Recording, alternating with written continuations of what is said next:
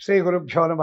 ఓంకార బిందు సంయుక్తం నిత్యం ధ్యాయంతి యోగిన కామదం మోక్షదం చైవ ఓంకారాయ నమో నమః. నమశివాభ్యాం నవయౌవనాభ్యాం పరస్పరాశిష్టవపుర్ధరాభ్యాం నగేంద్రకన్యాం వృషకేతనాభ్యాం నమో నమ శంకర పార్వతీభ్యాం. మరి ఆది దేవతలు అయినటువంటి ఆ పార్వతీ పరమేశ్వరులకు శతకోటి వందనాలు అర్పిస్తూ నా ఆరాధ్య దైవమైనటువంటి జగన్మాత పాదార విందాలకు నమస్కరిస్తూ అణోరణీయాన్ అణువులో ఉండేటువంటి పరమాత్మ పరంధామకు నమస్కరిస్తూ మీ అందరిలో చైతన్యవంతమైనటువంటి ఆ ప్రాణశక్తికి నమస్కరిస్తూ ప్రియాత్మ బంధువులారా, ముఖ్యంగా హిట్ టీవీ ప్రేక్షకులకందరికి కూడా శంకర జయంతి శుభ ఆశీస్సులు శుభాకాంక్షలు అందజేస్తూ, క్రోధినామ సంవత్సరం అనగా ఈ సంవత్సరంలో వైశాఖ శుద్ధ పంచమి అనగా ఏ సంవత్సరంలోనైనా వైశాఖ శుద్ధ పంచమి నాడు వచ్చేది శంకర జయంతి. మరి విశేషించి ఈ సంవత్సరము మే 12 ఆదివారము ఆరిద్ర నక్షత్రంతో కూడినటువంటి పంచమి తిథి శంకర జయంతి వస్తుంది. పునర్వసు నక్షత్రాన పుట్టినటువంటి వాడు శ్రీరామచంద్రుడైతే ఆరిద్ర నక్షత్రంలో జన్మించినటువంటి వాడు పరమేశ్వరుడు. అదేవిధంగా కలియుగ వైకుంఠవాసుడైనటువంటి ఆ వెంకటేశ్వర స్వామి శ్రవణ నక్షత్రంలో జన్మించారు. మరి తెలంగాణలో ప్రసిద్ధి చెందినటువంటి లక్ష్మీ నృసింహస్వామి స్వాతి నక్షత్రంలో జన్మించడం, ఈ విధంగా రోహిణి నక్షత్రంలో శ్రీకృష్ణ పరమాత్మ జన్మించడం. ఇది మరి ఇక్కడ శంకర జయంతి. జయంతి అనగా పుట్టినటువంటి రోజు. ఈ శంకర జయంతి రోజు షణ్మత స్థాపకుడు సాక్షాత్ పరమాచార్యుడైనటువంటి ఆదిశంకర్రాజ్ వారు కూడా ఈ శంకర జయంతి రోజే జన్మించినారు కాబట్టి ఆ రోజును శంకరాచార్య జయంతి అని కూడా పిలుస్తాం. అటు దైవము ఇటు గురువు రెండింటి దైవానుగ్రహము గురు అనుగ్రహం ఉంటే ఇంకా ఏమీ అవసరం లేదండి. మరి బ్రహ్మగారు సృష్టికర్త, విష్ణువు పాలనకర్త, పరమేశ్వరుడు లయకర్త. ఏమండి, లయకర్త అయినటువంటి ఈశ్వరుణ్ణే ఎందుకు ఆరాధించాలి? పుట్టించినటువంటి బ్రహ్మను ఎందుకు ఆరాధించడం లేదు? విష్ణువును ఎందుకు అంతగా పూజించడం లేదంటే ఆది దంపతులు పార్వతీ పరమేశ్వరులు కాబట్టి. ముఖ్యంగా యదృశ్యం తన్నశ్యం, ఏది కనబడుతుందో అది ఒకప్పుడు నశించక మానదు. పుట్టినటువంటి ప్రతి జీవి మరణాన్ని పొందాల్సిందే. కానీ ఆ మరణంలో అనాయాసేన మరణం వినా దైన్యేన జీవనం. బ్రతికినంత కాలము ఒకరి మీద ఆధారపడకుండా, ఒకరు విసుక్కోకుండా ఆరోగ్యంగా ఉండి ఆ ప్రాణాన్ని త్యజించడము శంకరుడిచ్చేటువంటి వరము. అదేవిధంగా అనాయాసేన మరణం వినా దైన్యేన జీవనం, ఆయాసం లేకుండా భగవన్నామ స్మరణ చేస్తూ ఈ దేహాన్ని త్యజించడము, అది కూడా పరమేశ్వరుడు ఇచ్చినటువంటి వరం. ఈ శంకర జయంతి రోజు ఉదయం నిద్రలేచి నిత్యకృత్యాలన్నీ కూడా జపించుకొని ఆ రోజు శంకరాయ శంకరాయ శంకరాయ మంగళం అని ఆ శంకరుని యొక్క నామ సంకీర్తన ఓం నమ శివాయ, ఓం నమ శివాయ, ఓం నమ శివాయ అని జపించినట్టయితే శంకరులు వారు సంతోషపడతారు. మరి రుద్రాభిషేకము నమస్తే అస్తు భగవన్ విశ్వేశ్వరాయ మహాదేవాయ త్ర్యంబకాయ త్రిపురాంతకాయ త్రికాగ్నికాలాయ కాలాగ్నిరుద్రాయ నీలకంఠాయ మృత్యుంజయాయ సర్వేశ్వరాయ సదాశివాయ శ్రీమన్మహాదేవాయ నమో నమః. అనేటువంటి స్తోత్రము చాలా విశేషమైనటువంటి ఫలితాన్ని ఇస్తుంది. రోజు చదువుకోవచ్చు. ముఖ్యంగా శంకర జయంతి నాడు ఈ స్తోత్రం తప్పకుండా చదువుకోవాలి. మరి పంచమి తిథికి వచ్చినప్పుడు శంకర జయంతి చూడండి, ఆ మహనీయుడి యొక్క వైశాఖం అంటే రెండవది. చైత్రము మొదటిదైతే రెండవది వైశాఖం. ఈ వైశాఖము అంటే గణన ప్రకారంగా, సంఖ్యాశాస్త్ర ప్రకారంగా రెండో నెల చాలా విశేషమైనటువంటి, రెండు సంఖ్య విశేషమైన సంఖ్య. ఆ సంఖ్యను సంపత్తార అంటారు. రెండో నెల వైశాఖ మాసం అయితే అందులో పంచమి, పంచమం నవసౌభాగ్యం. మరి పరమేశ్వరుడికి ఓం నమ శివాయ, ఓం సర్వదేవతలకు ఉంటుంది కాబట్టి నమ శివాయ. ఇది 5 అక్షరాలతో కూడింది కాబట్టి పంచాక్షరి అని పిలుస్తారు దీన్ని. మరి పంచమి అంటే ఈ పంచాక్షరి జపం ఇమిడీకృతమై ఉంది కాబట్టి ఈ పంచాక్షరి పంచమి చాలా శుభతిది. విధియ, తదియ, పంచమి, సప్తమి, దశమి, ఏకాదశి, త్రయోదశి, పౌర్ణిమ చాలా విశేషమైనటువంటి తిథులు. మంచి నక్షత్రం ఒకటి. అదేవిధంగా పంచమి వైశాఖ శుద్ధ పంచమి. వారాలలో భానువారం అంటే ఆదివారం రోజు వచ్చిందండి. ఈ ఆదివారం రావడం వల్ల నవగ్రహాలలో సూర్యుడికి చాలా ప్రీతికరమైనటువంటి వారము ఆదివారము. భాస్కరాయ ఆరోగ్యం దద్యాత్. ఈ భాస్కరుడు ఆదివారం ఆయనకు ముఖ్యం కాబట్టి ఆరోగ్యాన్ని కూడా శంకర జయంతి రోజు ఈ రుద్రాభిషేకం చేసిన, దేవాలయాలకు శివాలయాలకు వెళ్ళి అభిషేకం చేసుకున్న, ఆ శంకరుడి యొక్క తీర్థ ప్రసాదాలు స్వీకరించిన విశేషమైనటువంటి ఫలితం ఉంటుంది. పోతే ఆరుద్ర నక్షత్రం అశ్విని, భరణి, కృత్తిక, రోహిణి, మృగశిర, ఆరుద్ర 6వ నక్షత్రం. అశ్విని, భరణి, కృత్తిక, రోహిణి, మృగశిర, ఆరుద్ర 6 సాధనము. 6 సంఖ్య సాధనానికి. మరి సాధనము ఏంటి? సాధనము దైవానుగ్రహాన్ని పొందడానికి మనం సాధన చేయాలి. సాధనమున పనులు సమకూరు ధరలోన విశ్వదాభిరామ వినరవేమ. ఇన్నిటితో కలయిక, ఇన్నింటి కలయిక శంకర జయంతి. మరి నిరంతరం కామ్ కర్తే రహో, నామ్ జప్తే రహో. నీవు ఏ పని చేసినా సరే ఆది దంపతులైనటువంటి పార్వతీ పరమేశ్వరులను ఎప్పుడూ మననం చేస్తూ ఉండాల. శ్రీరామచంద్రుడు నిరంతరము కూడా శివుణ్ణి ఆరాధించినటువంటి వాడే. మరి అదేవిధంగా శివుడు రామతారక మంత్రాన్ని అమ్మవారికి బోధించినాడు కాబట్టి ఆ శివస్య హృదయం విష్ణు, విష్ణుశ్చ హృదయం శివ. శివుడి యొక్క హృదయంలో రాముడు ఉంటాడు, రాముడి హృదయంలో శివుడు ఉంటాడు. కానీ అజ్ఞానం వల్ల, మత ఛాందసం వల్ల మరి కొంతమంది నా శివుడే గొప్ప, నా రాముడే గొప్ప అని వాదించుకుంటుంటారు.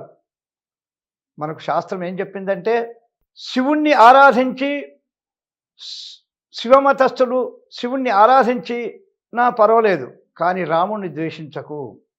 రాముణ్ణి ఆరాధించినటువంటి వైష్ణవతత్వం కలిగిన, విష్ణుతత్వం కలిగినటువంటి వాళ్ళు శివుణ్ణి ద్వేషించవద్దు.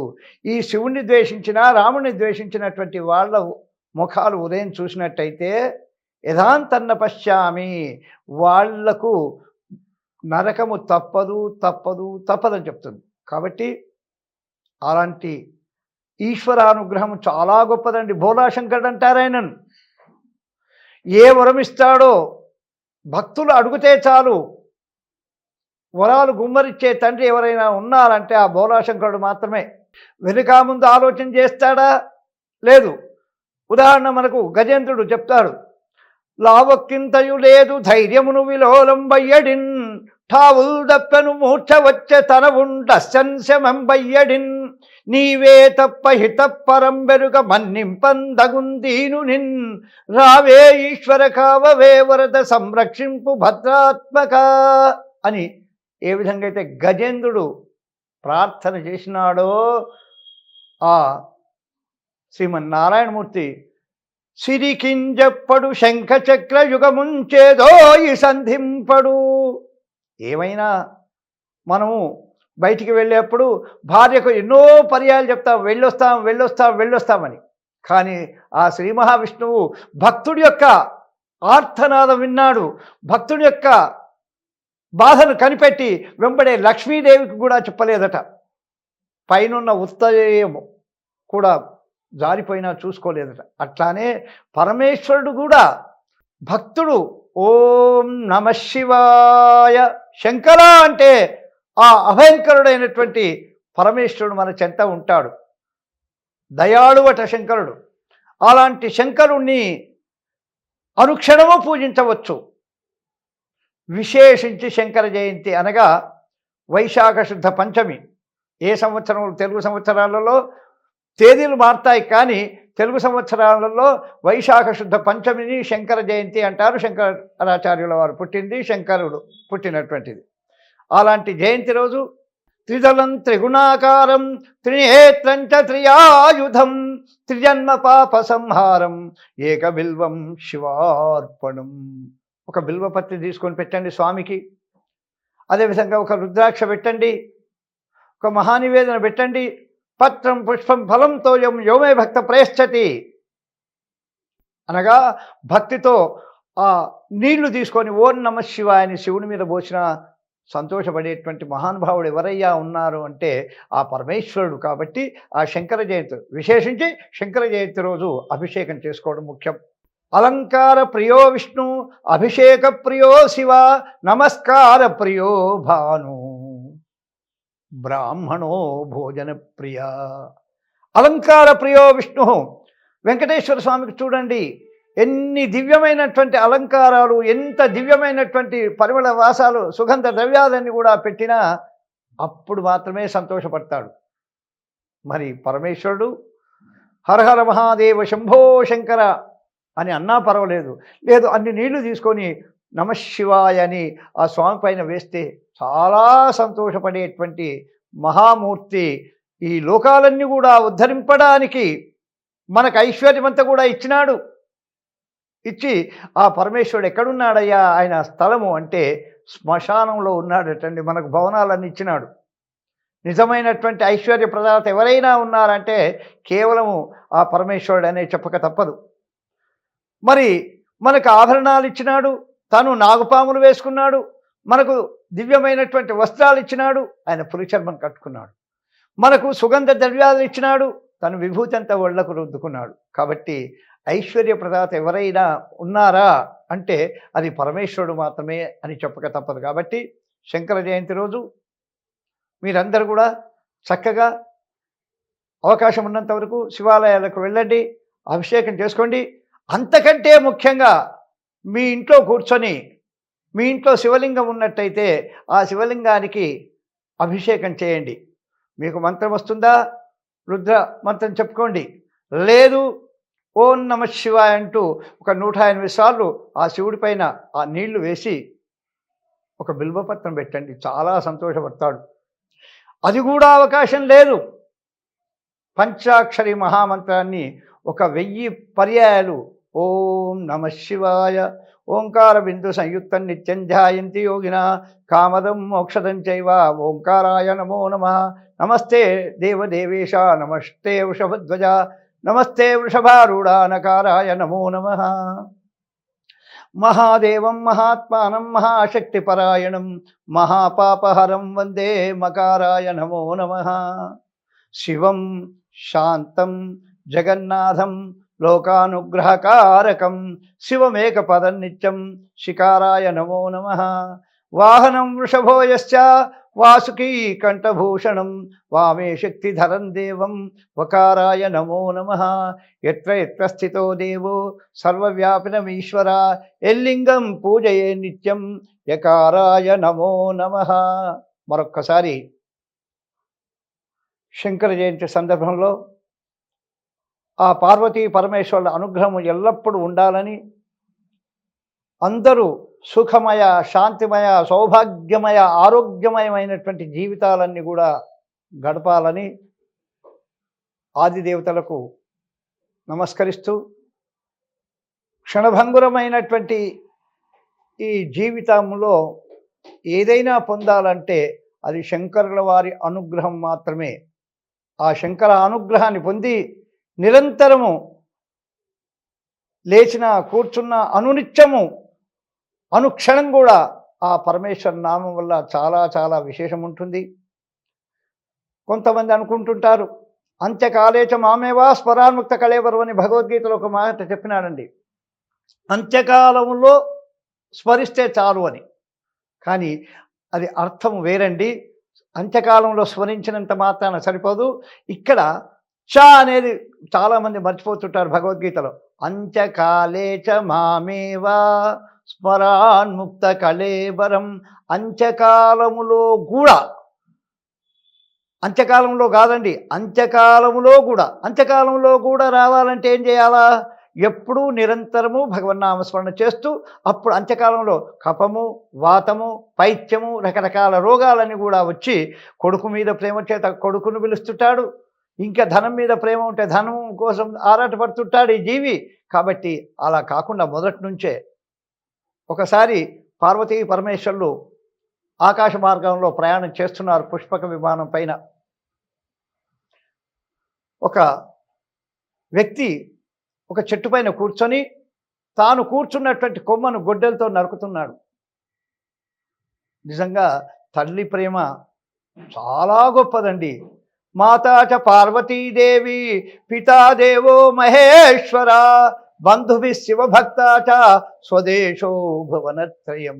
ఎక్కడున్నావయ్యా? అమెరికాని గొప్పగా చెప్పుకుంటాం, నీ భారతదేశాన్ని గొప్పగా చెప్పుకో, నీ ఇంటిని గొప్పగా చెప్పుకో, నీ ఊరు గొప్పతనాన్ని చెప్పుకో. కానీ అందుకే స్వదేశో భువనత్రయం, 3 లోకాల కంటే కూడా స్వదేశము చాలా ముఖ్యము. స్వదేశము, స్వగ్రామము, కన్న తల్లిదండ్రులు. కాబట్టి ఈ విధంగా ఆ తల్లికి దయగలిగిందట. కలిగి పరమేశ్వరుడితో అంటుంది, స్వామి వాడెంత అమాయక పిల్లవాడండి, వాడు చూడు తాను కూర్చున్నటువంటి కొమ్మను తాను నరుక్కుంటున్నాడు, వాడు ఆ లోయలో పడిపోతాడు, వాడిని రక్షించు స్వామి, రక్షిస్తామా అంటే పరమేశ్వరుడు నవ్వుతాడు. పార్వతి, వాడి యోగం అలానే ఉంది, సరే నీవు రక్షించమందామంటున్నావు కాబట్టి రక్షిస్తాము, కానీ ఒక షరతు అన్నాడు. ఏంటి స్వామి? ఆ పిల్లవాడి గురించి నేను ఏదైనా చేస్తాను స్వామి, చెప్పండి. ఏం లేదు, వాడు అమ్మ అంటే నీవు వెళ్ళి రక్షించు, అయ్యా అంటే నేను వెళ్ళి రక్షిస్తాను, తప్పకుండా రక్షిస్తామని ఇద్దరు ముచ్చలాడు నిర్ణయం చేసుకుంటారు. కొమ్మ కొడుతున్నాడు, పెడపెడమని ఆ కొమ్మ విరిగిందండి, చస్తి అన్నాడు. పరమేశ్వరుడు రక్షించాలా, అమ్మవారు రక్షించాలా? ఒకరు చూసుకున్నారు. కాబట్టి ప్రారబ్ధం భుజ్యమానోపి కథం భవతి హే ప్రభో. కాబట్టి నిరంతరము కామ్ కర్తే రహో, నామ్ జప్తే రహో. ఎక్కడ కూర్చున్నా, ఏ పని చేసినా దైవాన్ని స్మరించడం చాలా ముఖ్యము. అందులో ఈశ్వరుని, ఆ పరమేశ్వరుని, ఆ అమ్మవారిని ఎవరు స్మరిస్తారో, ఎవరు గురువును గౌరవిస్తారో, ఎవరైతే తల్లిదండ్రులను గౌరవిస్తారో వాళ్లకు చాలా చాలా విశేషమైనటువంటి అతి దుర్లభమైనటువంటి మోక్షప్రాప్తి కలుగుతుంది. ఆ మోక్షానికి సంకేతమే శంకరుడు. అందుకే గుళ్ళల్లో అకాల మృత్యుహరణం, సర్వవ్యాధి నివారణం, సమస్త దురితోపశమనం శ్రీ శంకర పాదోదకం పావనం శుభం అని చెప్తుంటారు. కాబట్టి అలాంటి శంకర జయంతి రోజు తప్పకుండా రోజు చేయండి. ఆ రోజు విశేషించి శంకర జయంతి రోజు ఆ శంకర ఆరాధన, శంకర తత్వము, శంకరుని యొక్క మహిమలు, ఈశ్వర మహిమలు ఇవన్నీ కూడా తెలుసుకొని ధన్యులు కావాల్సిందిగా మరొక్కసారి మీ అందరిని కూడా కోరుతూ, నమః శివాభ్యాం, హర హర మహాదేవ శంభో శంకర.